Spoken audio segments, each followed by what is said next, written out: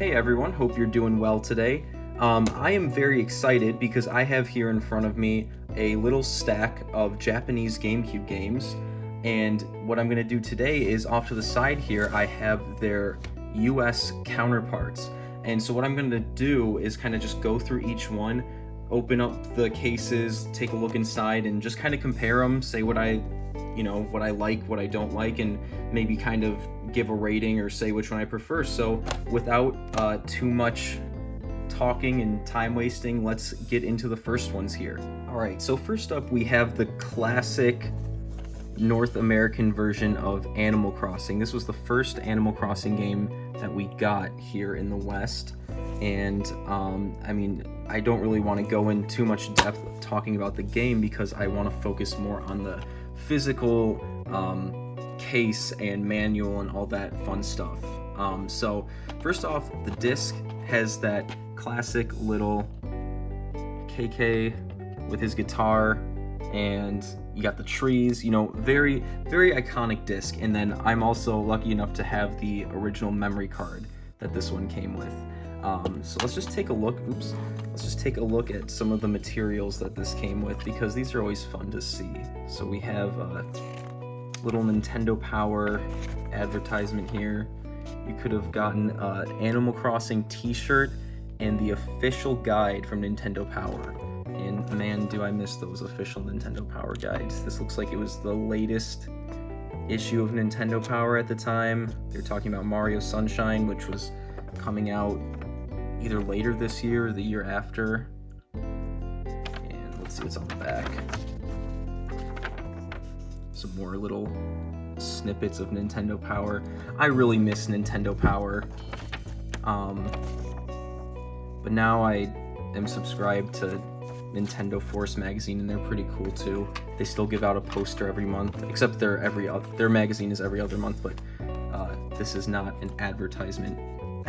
But so yeah, there's the original Animal Crossing. I have the greatest hits version, but let's take a look at the Japanese one now and see what the differences are.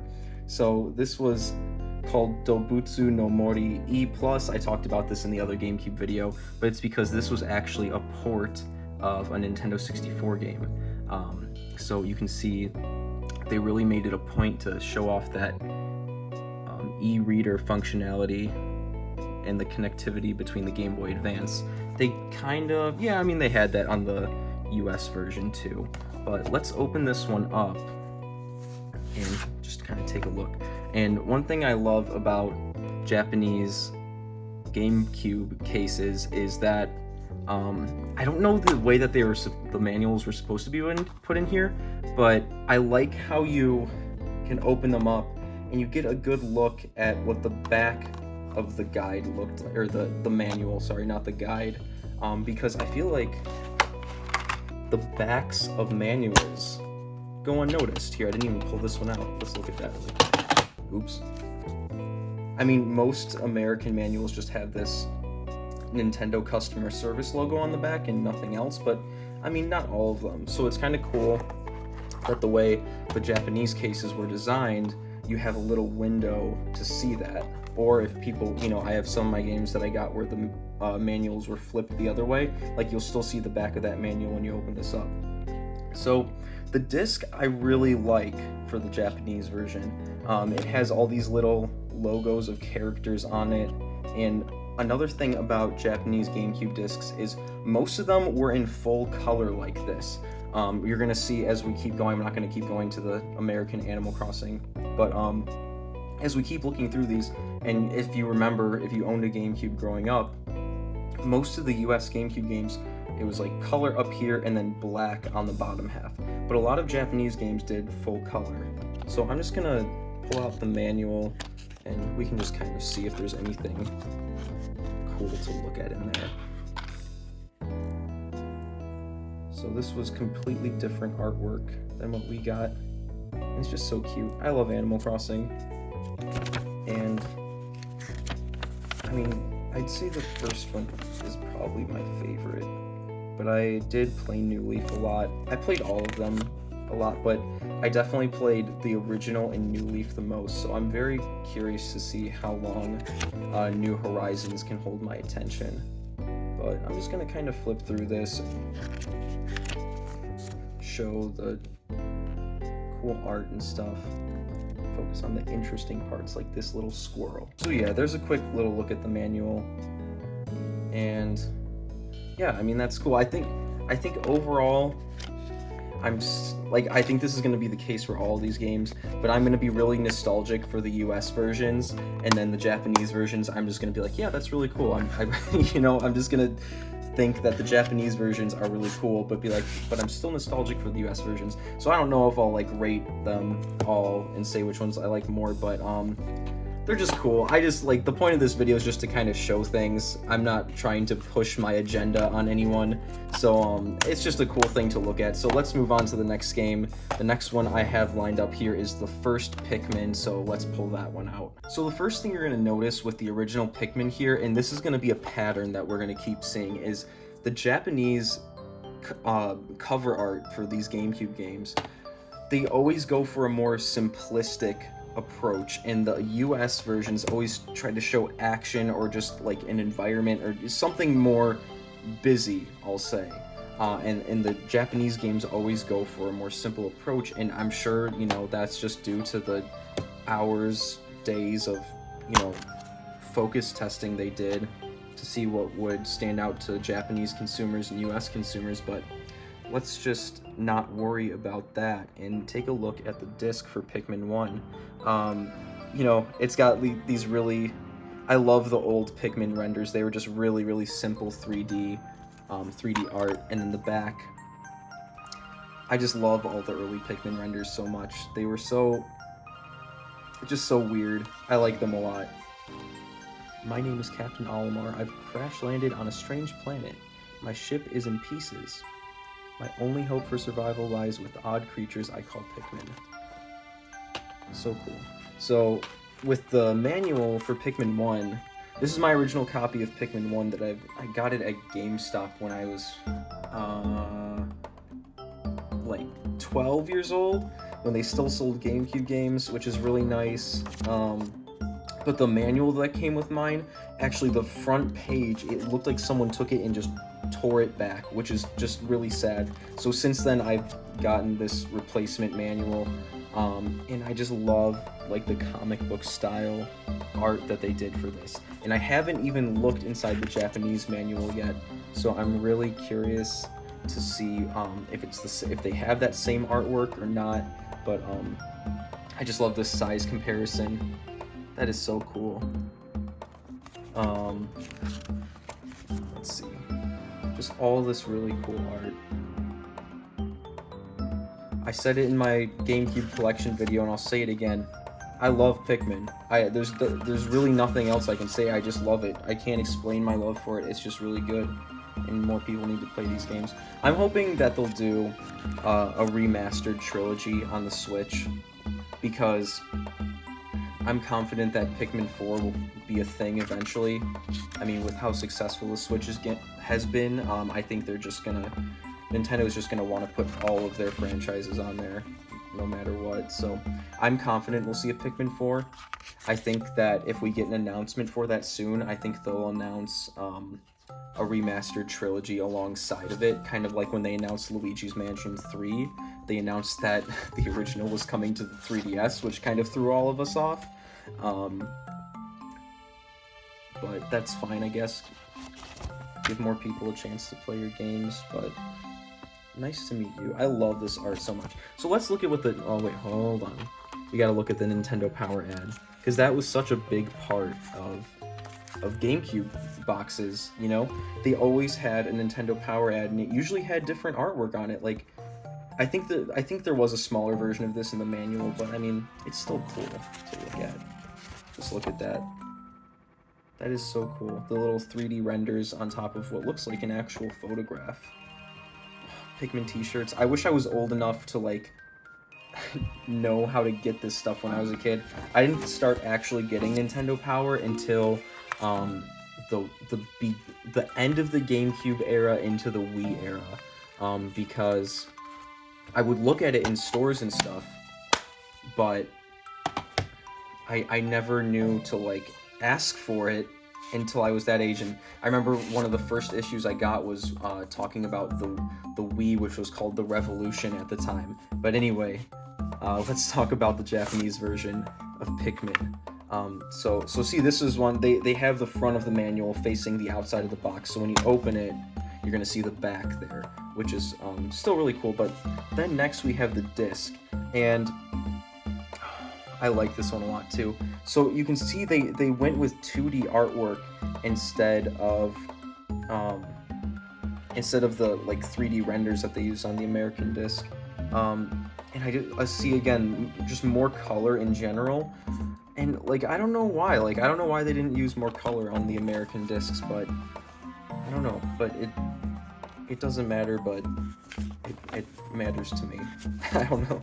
But so here's the Pikmin manual, and I already saw they had that same comparison thing, so it looks pretty similar. Okay, so they do have this little like comic thing explaining the story, which is really cool. They have the size comparison, and yeah, I mean, it's okay. So this one's basically the same. The manual's pretty much the same. It's really just the box that has all the big differences, which is cool. Like this artwork, instead of being on the back of the English manual, it was on like the last page. I remember making this piece of art, specifically, I made this piece of art the wallpaper on my first laptop I ever had, and of course, because it was a really tiny resolution, I stretched it and it just looked really blurry and stupid. But every time I see that piece of artwork, that's what I think of. Okay, so that's enough of Pikmin 1, so I'm going to put this one away. Overall, I love Pikmin, so I can't choose. I like both of them a lot. Play Pikmin. Don't listen to people who say the first one isn't good. I don't know if anyone's ever said that, but it's really good. So play all the Pikmin games, except for the 3DS one. Just throw that one in the garbage. Okay, next up we have Pikmin 2. Obviously, I don't need to tell you which version is the Japanese version, so let's look at the US version really quickly first. So they have this really cool, these clay models that they did for the cover art, which I think looks a lot better than the kind of, primitive looking 3D models that they used on the first game. I love this so much. And then, Pikmin 3 went on to use the same, claymation looking art. It's not claymation because they're not animated, but you know what I mean. They use this as their art style, and I really like this. I love when games use clay as for art. So I'm gonna take the disc out. I know I haven't been doing that, but so here's Pikmin 2, the disc, and they used the clay models on here. You got the new Pikmin that were introduced in this game, the white one and the purple one. Obviously, you can't tell the colors on this green disc, but again, in classic US GameCube fashion, they had this little black. It's not even the second half; it's more like the last third of the disc is black. We can take a quick look through the manual here, and my copy of Pikmin 2 doesn't have any Nintendo Power ads or anything. It probably did before I got my hands on it, but the previous owner probably got rid of them, or I don't know what they did. So I like the table of contents here, the way it's laid out. You don't see many manuals kind of doing something so creative for a table of contents, and I really like that. I wonder if they're trying to make it look like a calendar, because the day cycle is such an important thing in the Pikmin games. So here's like the story of this game, what happened. It explains it all to you in the game too, so I don't know why you would really read that, but it's still cool that it's there. And then Pikmin 2 started using all of this 2D art in its manuals, which I think is really cool as well. Pikmin, like, the first two Pikmin games go through so many different, like, art styles in their manuals alone. The first one had the 3D models, and this one has 2D art and this clay style that they use, which I think is really neat. Just lots of cool 2D art, some screenshots. I'll skip ahead if this is getting too boring, but the boss right there with his eyes bugging out. Oh, and I love this. Just a full, like, man, we don't even get manuals anymore, but I mean, like, if we did, they wouldn't do anything as cool as this. I mean, this is just a full 2 pages just for art. I mean, you don't see stuff like this anymore. That is so cool. And does this, like, no, I was gonna say, like, a lot of later manuals had sections for different languages, but this is just all in English. I thought maybe that separated and this was a different section, but nope, it's all in English. I just love that. But anyway, we're here to look at the Japanese GameCube games. So, and yeah, another player's choice. But it's okay. Honestly, the player's choice stuff doesn't bother me that much, especially on the GameCube. Like, the yellow doesn't really look bad. It, you know, it doesn't really bother me, so... okay, so here, this, it's hard, I'm looking through the camera, but, that was the background. So first thing I want to talk about is, so this is one of the games that my girlfriend got me on eBay, so I didn't pick this up when I was in Japan, and little did we know, it came with these e-reader cards, and this is, oh, it is open, okay. And I'm guessing, I don't know the value on these, but I think you could only get these through, like, first print editions of the game or something like that. So these cards are probably worth more than the game itself, probably a lot more than the game. And then this is just kind of like a little guide for how to use the e-reader and stuff. And then these were the packs of cards that you could buy, and they would unlock levels for this little, like, 2D Pikmin puzzle game that you could play on the Game Boy Advance. And I've never tried out these cards that I have before, but just getting, like, these packs of cards, it's so expensive. I saw a video on YouTube of a guy who bought a complete set of the cards on eBay, and he was just playing the puzzle game. It was really cool, but I'm just gonna set these aside. But yeah, in America we had the e-reader, but we didn't get any of the Pikmin cards, so, and that game is still impossible to play. Like, the only way you can play it is if you own the cards. So I love this artwork. But okay, sorry, the disc.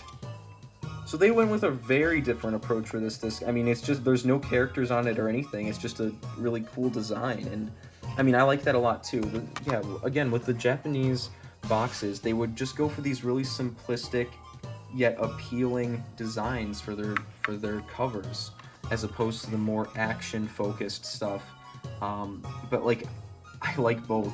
I really love the clay art of this one, but at the same time, this is just so cute and it's so eye-catching, and the Pikmin just really pop out compared to the green background. I don't know, it's just great. I love it. I don't know what else to say, but oh, look, I opened right to the art page that the US version had, which is so cool. But so it looks like this is more of the same, same exact screenshot. So this is all pretty much the same. It's just, you know, obviously in Japanese, and the page layout might vary slightly. But let's end on this little guy, little yellow Pikmin with his ears waving goodbye. Because I've rambled on about Pikmin for a little bit too long now, so we're gonna stop here. So I hope you enjoyed that look at the Pikmin games.